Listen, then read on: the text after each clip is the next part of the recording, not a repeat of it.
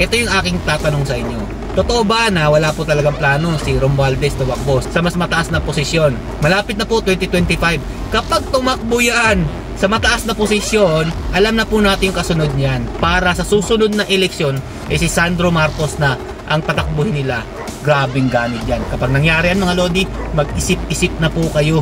Ultimo ako, kapag nagko-komento ako, nasasaktan po talaga ako. Para kasing na-traitor ako eh.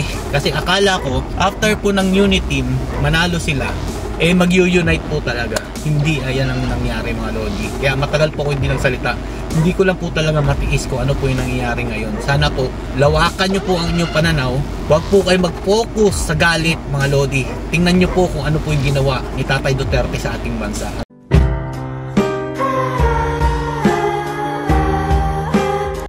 Yo, what's up mga lods? It's Spaghetti Peps TV. Alam ko po, lahat po tayo nalulungkot sa mga nangyayari ngayon.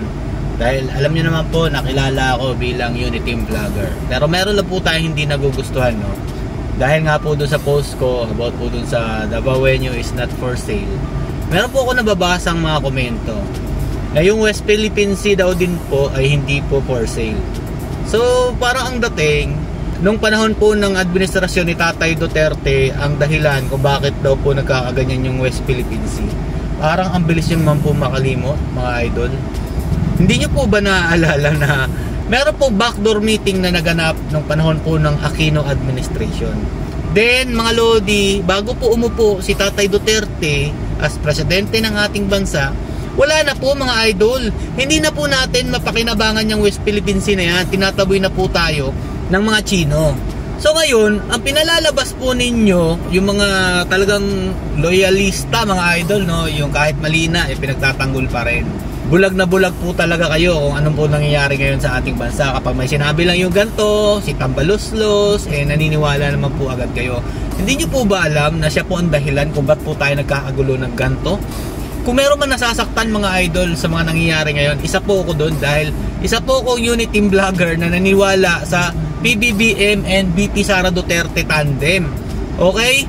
Tapos ngayon, ang nangyari kasi mga lodi, lahat po ng mga kumampi o naging kaalyado ni Tatay Duterte nung panahon po ng kanyang administrasyon, kapag hindi po bumitiw kay Tatay Duterte, pinagtitira po nila ngayon. Unahin po natin tong yung nangyari po kay VP Sara Duterte. Alam naman po natin, siya po yung anak po ng dating Pangulo ng ating bansa na si Tatay Duterte. Ayan po, dyan po nagsimula yan eh. Tapos sinasabi po nila si Tatay Duterte din daw po nagsimula ng gulong ito. Mga lods, papaalala ko po sa inyo okay lang po yung panahon po ng eleksyon. Ganoon naman po talaga, parang hindi naman kayo dito sa Pinas nakatira. Kapag meron po talagang tumatakbo sa inyong kunyari, si VP Sara Duterte, gusto naman po talaga niya magtandem si Senator Bongo at saka si VP Sara Duterte, magkakaroon po talaga ng hindi magandang salitaan dyan mga idol, para lang sa, alam niyo naman politika mga idol, strategy po yan. Pero after ba nung nanalo na po si PBBM bilang Pangulo ng ating bansa, meron pa po ba kayong narinig kay Tatay Duterte? Maliban na lang mga lodi sa ginagawa lang ngayon, meron po talaga kayong maririnig. Dahil siyempre, sino ba naman papayag na yung anak mo pinuputakte ng sarit-saring mga batikos o yan pong confidential fund ba yan? Kung may alam daw sa DDS, mga death squad dito sa Davao, mga anak ng tinapay naman mga lodi, parang hindi pa rin kinadadala hanggang ngayon. Lilinawin ko po mga lodi hindi po ako naninira kay PBBM Dito lang po talaga ako maalma sa nakapaligid po kay PBBM.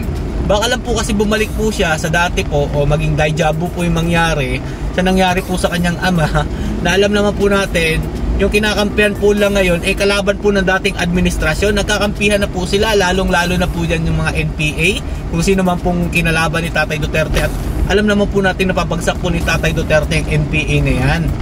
Tapos ngayon kinakampihan na po, gusto na ng peace talk. Ayun nga po, di ba, may nabalitaan pa nga tayo, meron na pong graduate ng UP. Alam niyo po yun, law yata yun, law student po yun na babae na umakyat ng bundok after po niya makapasa ng bar exam na tinapay, no? Nakakilabot mga lodi, mga nangyayari ngayon. Kaya nga po, hindi nyo po ako masyado nakikita nagko-komento kasi isa po ako sa nasasaktan sa nangyayari ngayon mga lodi, no? Nasisira po talagang pangalan ni PBBM dahil po dito sa mga galamay niya na wala pong pakundangan sa paninira po kay VP Sara Duterte. Nasabi po hindi daw po okay si PBBM at saka si VP Sara Duterte. Pero totoong hindi okay dyan mga Lodi, si Speaker Romualdez at ang asawa po ni PBBM. Yan po talagang totoo dyan. Aminin nyo man o hindi, alam ko nasasaktan kayo kasi hindi nyo matanggap na yung gumagawa po talaga ng gulo ngayon yung galamay po ni PBBM mga Lodi. Pansinin nyo po, inuna po si VP Sara Duterte, sinunod si Paulo Duterte. Tapos mga Lodi, hindi pa natin alam dahil salita na rin po si Baste Duterte, malamang sisiraan din po yan sa susunod. O di ba? Tapos SMNI, sila Ka Eric at saka si Ma'am Badoy, sinunod po nila, kinontempt nila na walang klarong dahilan mga Lodi, no? Ngayon naman mga Lodi, SMNI, ang leader na po ng SMNI na si Pastor Apollo Kibuloy na siya po may-ari ng SMNI. Siyempre, hindi po nila kinaya si Ka Eric at saka si Ma'am Badoy. Dito po tayo sa nagbabalita. Alam naman po natin, gamit na gamit po ni PBBM yung time po ng pangangampanyang SMNI. Aminin nyo man o hindi, kaisa po ninyo ang SMNI nung time na yon mga Lodi, no? Para lang po maalala ninyo, si Pastor Apollo Kibuloy, isa rin po yan naging daan ni PBBM para mapakinggan ang platform kung ano man pong plano ni PBBM sa ating bansa, dahil hindi nga po siya pinahihintulutan na magsalita sa ibang platform o yung mga ABS-CBN na yan, GMA na yan, hindi po siya pinahihintulutan. Ang SMNI po ang naging daan niya para makapagsalita sa ating taong bayan mga Lodi. Tapos ngayon, dahil sa sinasabi nilang nagpapakalat ng fake news mga Lodi, tanong lang naman yung binato ng SMNI o ng ni Ka Eric at saka ni Ma'am Badoy sa administrasyong ito. Ba't kayo nagagalit? Nagtatanong lang. Kung sagutin nyo pala yung tanong, may masama ba doon? Diba? Walang masama doon mga Lodi. Kung totoo po talagang malinis tong administrasyon na to at wala po talaga bahid ng korupsyon, bakit po hindi nila masagot yung mga tinatanong? Ba't po nila nililihis yung issue, diba? Madali lang naman po patunayan kung kayo po talaga'y malinis, sagutin nyo po yung tanong dahil katanong-tanong naman po talaga. Nasa posisyon po kayo. Huwag po kayo magalit kapag tinatanong po kayo ng taong bayan kung ano pong nangyayari sa kaban ng ating bayan mga Lodi. Pera po ng taong bayan yan, hindi nyo po pera yan. Tapos yan pa yung pinamimigay nyo na tulong sa ating mga kababayan na nangangailangan. Nandyan pa yung mga mukha ninyo, ang kakapal talaga ng mukha ninyo. Nagiging dilawan moves po talaga ang nangyayari ngayon mga Lodi. Aminin nyo o hindi, nasasaktan kayo dahil totoo, di ba? Kailan nyo po nakita huli na meron pong namigay ng tulong, na meron pong mga muka ng politiko? O di ba? Hindi nyo po yan makita sa panahon po ni Tatay Duterte. Ngayon, bumabalik na naman tayo sa ganun mga Lodi.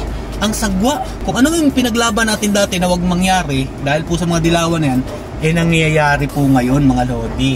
Hindi nyo lang po matanggap, hindi nyo lang po talaga maamin dahil nga po solidong-solido po kayo. Kahit mali na po, pinaninindigan nyo pa rin po na sumusuporta kayo. Okay lang po maging panatiko mga idol. Wag lang naman po yung tipong alam nyo na, huling-huli na, mali talaga yung ginagawa, dilawan na dilawan yung galawan, sirang-sira pa po yung pangalan ni PBBM sa nangyari ngayon, tapos ibabato nyo po yung dumi kay Tatay Duterte na hindi naman po siya yung presidente ng West Philippines na yan, kung ano bang po yung backdoor meeting na yan mga idol. O diba? Alalahanin nyo po mabuti kung ano po yung ginawa ni Tatay Duterte sa ating bansa. Huwag po yung puro galit yung pinaiiral nyo dahil lang po dun sa salita na bangag, ganyan-ganyan. Lods, nagsimula yung issue na yan, yung salita na yan, nung panahon po ng kampanya yun. After po nun, paalala ko lang sa inyo, naging daan pa nga po si Tatay Duterte para i-advise sa kanya ang dapat gawin at hindi. Pero anong ginawa ninyo? Ayaw po naggalamay po ni PBBM na makialam dahil gusto nila sila na lang. Ngayon, dahil nga po threat daw po si VP Sara Duterte dito po sa susunod na mga kampanya, ito na, sinisiraan po lang, aga nyo po talaga gumalaw. Ito yung aking tatanong sa inyo. Totoo ba na wala po talagang plano si Romualdez tumakbo sa mas mataas na posisyon? Ito malapit na po 2025. Kapag tumakbo yan sa mataas na posisyon, alam na po natin yung kasunod niyan. Totoo po yung sinasabi lang na i-hold lang po nila ang kapangyarihan ng presidente para sa susunod na eleksyon si Sandro Marcos na ang patakbuhin nila. Grabing ganit yan. Kapag nangyari yan mga Lodi, mag-isip-isip na po kayo. Hindi po para sa bayan talaga ang ginagawa ng administrasyong ito kapag ganun ang nangyari. Yan mga Lodi, ito pa lang po muna ang aking sasabihin yan kasi ultimo ako, kapag nagko-komento ako, nasasaktan po talaga ako. Para kasing na-traidor ako Parang ganun sa nangyaring ito mga Lodi. Kasi akala ko, after po ng unity team, manalo sila, mag-unite po talaga. Hindi ayan ang nangyari mga lodi. Kaya matagal po ko hindi nagsalita.